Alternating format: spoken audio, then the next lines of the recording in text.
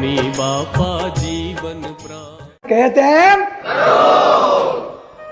આટલી જે વસ્તુ જેના જીવમાં ઉતરી ગઈ હોય એને આ બધી વસ્તુ સચવાઈ રહે. આજે એકાદશીનો દિવસ છે. આ જીવને અનાદિકાળનું માન પેઠેલું છે, આજકાલનું નથી. હા ભાઈ, અનાદિકાળનું માન પેઠેલું છે. અને એ માનના યોગે કરીને જુઓ, આ ભગવાન કુરાજી થઈ ગયા અને અડધો દાદરો ચડેલા ત્યાંથી જ સડેરાટ નીચે ઉતરી ગયા કે મારે જવા આવો તો કે હવે આવીને શું કરીએ, તમે અમારા ભક્ત નહીં, હવે તમારા ભગવાન નહીં, હાલો જય સ્વામિનારાયણ. બસ અમારે તો છેલ્લા જય સ્વામિનારાયણ. અમે મચ્છીઓમાં ગયા હતા, તેમના વારસદારો એમના છોકરાઓ હતા, તો કે અમારી ફઈબાએ આ ભગવાનને કચવાયા, એના દાડા અમે આ ભોગવીએ છીએ.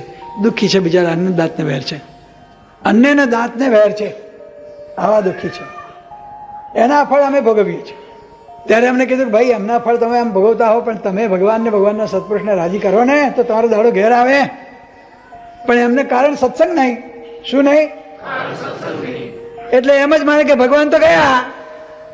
શું માને ભાઈ? ભગવાન તો એટલે હવે કોને રાજી કરીએ? જેમની આવી સમજણ. સ્વામી બાપા જીવન પ્રાણ